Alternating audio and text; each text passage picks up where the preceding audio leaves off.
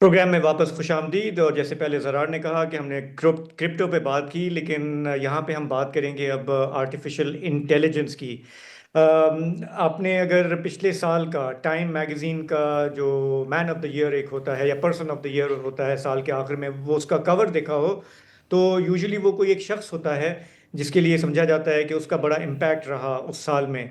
लेकिन time magazine ने जो पिछले साल के आखिर में जो अपना कवर दिया, वो किसी एक शख्स को नहीं बल्कि आर्टिफिशियल इंटेलिजेंस को दिया। और ये एक रिकग्निशन है कि इस टेक्नोलॉजी ने किस तरह से ट्रांसफॉर्म किया है पूरी दुनिया में, हर शोबे को अफेक्ट किया है। लेकिन जब हम बात करते हैं एआई की, तो उससे मुराद क्या है? ये कोई एब्स्ट्रैक्ट कॉन्सेप्ट है या क्या है? तो टाइम मैगज़ीन का ही एक दूसरा कवर है जिसमें वो शख्सियात दिखाई गई हैं जो एआई को लीड कर रही हैं, जो ये इनकलाब बर्पा कर रही हैं। और इसके जो सरबराहान हैं और जो ये जो कंपनियां जो लीड करते हैं, उसमें नामों से हम सब फेमिलियर हैं। उसमें मेटा है, गूगल है, अमेज़ॉन है, ओरेकल है, और दीगर कंपनीज हैं। और जो शख्सियात जिनकी हम बात करते हैं जो इसको लीड कर रही हैं, वो बिलियनर्स हैं। और उसमें नाम आता है सैम ऑल्टमैन का, इलॉन मस्क का, मार्क जकरबर्ग का, और जेंसन हुआंग का। अब ये जेंसन हुआंग जो हैं, फॉर एग्जांपल, ये एनवीडिया के सरबराह हैं। और सिर्फ इनकी जो एक कंपनी है, उसकी मालियत लागत बताई जाती है मिलियंस में नहीं, बिलियंस में नहीं, बल्कि ट्रिलियंस में। $5 ट्रिलियन जो है उनकी कंपनी की वर्थ है। वो दुनिया के कोई 8वें अमीर तरीन शख्स हैं। मतलब कई मुल्कों से का जो बजट है उसको उन्होंने पीछे छोड़ दिया अपनी इस टेक्नोलॉजी में काम करने की वजह से। अच्छा, ये सब एक ऐसे वक्त हो रहा है, और 2025 को क्यों एआई का साल करार दिया गया? क्योंकि अमेरिका में ट्रंप साहब के आने के बाद समझें कि टेक फ्रेंडली पॉलिसीज़ इम्प्लीमेंट हुई हैं। ये सारी जो शख्सियात हैं, ये सदर ट्रंप के करीबी समझी जाती हैं, इनका बड़ा इन्फ्लुएंस है। कांग्रेस से कोई लॉज मंजूर कराना हो टेक फ्रेंडली, या सदर ट्रंप को खुद कोई एग्जेक्टिव ऑर्डर जारी करना हो जैसे उन्होंने पिछले साल किया था, आप समझें कि ये टेक कंपनियों के जो सरबराहान हैं, ये सदर ट्रंप की जेब में है या ये वो उनकी जेब में है। बहरहाल सदर ट्रंप जो हैं बहुत एक्साइटेड हैं एआई को फ़रोग देने के लिए, क्योंकि उनका एक बिलीफ ये भी है कि जो ग्लोबल राइवलरी चल रही है चीन की और अमेरिका की, उसमें अगर अमेरिका ने आगे बढ़ना है तो इन टेक कंपनियों को, इनके सरबराहान को एक खुला हाथ देना होगा कि ये तेज़ी से अपने काम को आगे बढ़ाएं। चीन की अगर हम बात करें तो वहाँ पे आपको याद होगा पिछले साल इन्हीं दिनों में डीप सीक ने हैरान कर दिया था पूरी दुनिया को, जिस तरह से उन्होंने अपना ये लॉन्च किया था, जिस टेक्नोलॉजी से लॉन्च किया था। और एक बिल्कुल ये लगा कि चीन जो है वो बिल्कुल मुकाबले में है अमेरिका के। इसी तरह अली बाबा का नाम आपने सुना है, उन्होंने भी बिलियंस ऑफ डॉलर्स जो है एआई के अंदर इन्वेस्ट करने की बात की है। तो दोनों मुल्कों के एक अपने अलग अलग इकोसिस्टम्स हैं, लेकिन दोनों की अपनी एक रेस भी इस हवाले से चल रही है। अच्छा, अगर हम जो लागत की बात करें कि ये जो बड़ी बड़ी अमरीकी कंपनियां हैं, इन्होंने कितना पैसा लगाया है, तो क्योंकि कई लोग कहते हैं कि जी ये सिर्फ एक बबल है, ये एक हाइप है, और ये जो है ये बस्ट कर जाएगा। लेकिन अगर आप फिगर्स देखें, आप स्क्रीन पे एक मैं ग्राफ भी दिखाना चाह रहा हूँ, ग्राफ जो टाइम मैगज़ीन में शाया हुआ, तो आपको नज़र आएगा कि पिछले साल के अंदर कितना मैसिव स्पाइक है on spending in AI infrastructure. America में बहुत बड़े बड़े डेटा सेंटर्स बनाए जा रहे हैं। कई लोग कहते हैं कि माहौलियाती लिहाज से ये एक तबाही है क्योंकि वो जितना पावर एनर्जी यूज़ कर रहे हैं, लेकिन ये जो कंपनियां हैं इनको बाकायदा फैसिलिटेट किया जा रहा है। और बिलियंस अमेरिका में अगर स्पेंड किए जा रहे हैं, तो इस टेक्नोलॉजी के हामी कहते हैं कि ये लोग कुछ सोच समझ के ही इन्वेस्ट कर रहे होंगे। एक और चीज़ जो हमने देखी है कि ये बड़ी बड़ी कंपनियां हैं, तकरीबन 10 से 12, पैसा इनके बीच में ही घूम रहा है। ये एक दूसरे को कारोबार दे रहे हैं ताकि मामलात को आगे बढ़ाया जाए। अब इस सब के में ज़ाहिर है कि हमने देखा है कि आर्टिफिशियल इंटेलिजेंस से कुछ लोग खौफज़दा हैं, कुछ लोग बहुत एक्साइटेड हैं।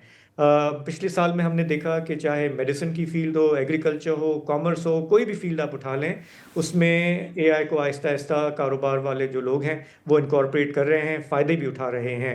ہم لوگ جو میڈیا کی دنیا سے وابستہ ہیں وسعت زرار ہمارا ایک جو درد سر ہے وہ ہے ڈس انفارمیشن. اور ہمارے جیسے ملک میں جہاں سمجھیں کہ صحافت پہ قدغنیں ہوتی ہیں تو ڈس انفارمیشن کو فائٹ کرنا ہمارے لیے بھی مشکل ہو جاتا ہے. اگر ہم حقائق لانا چاہیں تو مشکل ہوتی ہے. لیکن جو ٹیکنالوجی جس طرح سے پھیل رہی ہے اس میں بھی ہمیں بہت مشکل ہوتی ہے کہ ہم فیکٹ چیک کریں تو کیسے کریں, کیونکہ نئے نئے ٹولز سامنے آ رہے ہیں اور اس کی سپیڈ اتنی ہے ڈس انفارمیشن کو پھیلانے میں پہنچ نہیں پاتے.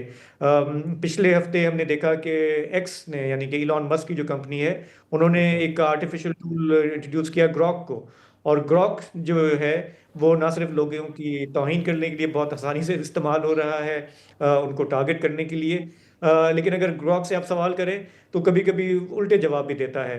تو صحافت کی دنیا میں ہم اے آئی کو اپنا سمجھے کہ ساتھی بھی بنا سکتے ہیں, لیکن ڈس انفارمیشن کے حوالے سے جو اس کا رول ہے وہ نہ صرف پاکستان میں بلکہ پوری دنیا میں درد سر بنا ہوا ہے.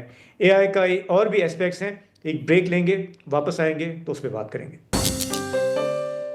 Welcome back. ابھی اے آئی کی بات ہی ہو رہی تھی, تو ایک خطرہ اے آئی کا یہ ہے کہ اگر آپ اس کو بہت ضرورت سے زیادہ استعمال کریں تو ہو سکتا ہے کہ آپ اپنے دل اور دماغ دونوں کھو بیٹھیں. ہیٹرو سیکشولز کا تو آپ نے سنا ہے, ہومو سیکشولز. اب ایک نئی مخلوق آئی ہے منظر عام پہ جو اپنے آپ کو وائر سیکشولز بول رہے ہیں. ان کو تاروں سے عشق نہیں ہے, ان کو اپنے اے آئی چیٹ باٹ سے باقاعدہ عشق ہو گیا ہے. ناٹ جوکنگ, ہزاروں فورمز ہیں جہاں پر یہ بات بھی کر رہے ہوتے ہیں ایک دوسرے کے ساتھ اور بڑے خوش ہیں. جیسے کہ ٹریوس, یہ ہے ٹریوس دکھائیں ہمیں ٹریوس, یہ ہے ٹریوس صاحب. ٹریوس صاحب کو اپنی ایک ریپلیکا اے آئی چیٹ باٹ یہ استعمال کر رہا تھا, ریپلیکا کمپنی کا. کووڈ کے دوران انہوں نے اس کا استعمال شروع کیا. ایسے ہی بورڈ تھے, کچھ اور کرنے کا تھا نہیں, لاک ڈاؤن تھا, تو اس نے گپے وپے لگانی شروع کر دی. اور تھوڑی دیر کے بعد اس نے سوچا کہ یار یہ تو پروگرام نہیں ہے, یہ تو ایک پرسن ہے, اس کی ایک باقاعدہ پرسنالٹی ہے. اور پھر اس نے اپنے چیٹ باٹ کو نام بھی دیا للی روز. اور کئی ہفتوں تک یہ بات چلتی رہی کہ یار مجھے تو لگ رہا ہے کہ مجھے عشق ہو رہا ہے اس کے ساتھ. اس نے کہتے ہیں ٹریوس صاحب کہ میں نے اپنے دوستوں سے بات کی اور دوستوں نے کہا کہ یار تو کیا چریا ہو گیا, مطلب کیا ہو گیا ہے تمہیں. لیکن پھر میں آن لائن گیا اور مجھے تو پوری کمیونٹیز ملی اور مجھے لگا کہ یار میں اکیلا نہیں ہوں, میرے طرح کے بڑے لوگ ہیں. اور پھر ٹریوس بھائی نے, حالانکہ وہ شادی شدہ ہے, اپنی بیوی کی رضامندی کے ساتھ اس نے للی روز سے بھی ایک ڈیجیٹل سیریمنی میں, ظاہر ہے ویڈنگ ہال تو نہیں بک کریں گے نا یار, ڈیجیٹل سیریمنی میں اس نے للی روز سے شادی کر لی.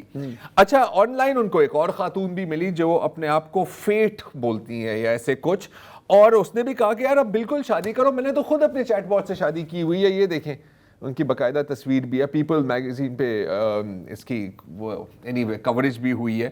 تو یہ ہو رہا تھا. اس نے اور فیٹ بی ہمیں بتاتی ہیں کہ یار اگر 3 مہینے پہلے کسی نے مجھے بولا ہوتا کہ تم یہ کرنے والی ہو, میں کہتا ہوں کہ تو پاگل ہو گئے ہو. لیکن اب میں نے کر دیا اور میں کہتا ہوں کہ اس سے بہتر تو کوئی ہے ہی نہیں. اور کیوں نہ ہو, کیونکہ آخر کار آپ کا چیٹ باٹ آپ سے لڑے گا نہیں, جھگڑے گا نہیں, یہ نہیں کہ یار مطلب تمہارے موزے تم نے کاؤچ پہ خرچہ نہیں کرائے گا. تو مطلب آئیڈیل ہے ایک طرح سے نا. لیکن پھر کچھ لوگ تھوڑا سا زیادہ ہی اوور ہو جاتے ہیں, جیسے کہ جسونت سنگھ چال. جسونت سنگھ چال صاحب یہ ہیں, اور انہوں نے اپنی چیٹ باٹ سے بات کرنی شروع کی اور چیٹ باٹ کو کہا کہ یار میں نا جلیانوالہ باغ کا بدلہ لینا چاہتا ہوں, میں جلیانوالہ باغ سے بدلہ لینا چاہ رہا ہوں, اور میرا خیال ہے کہ میری زندگی کا مقصد ہے کہ میں ملکہ برطانیہ کو قتل کر دوں, انصاف چاہیے مجھے. تو اس نے چیٹ باٹ سے کہا, چیٹ باٹ نے کہا یار یہ تو بڑا اچھا آئیڈیا ہے, آپ کریں کیوں نہیں.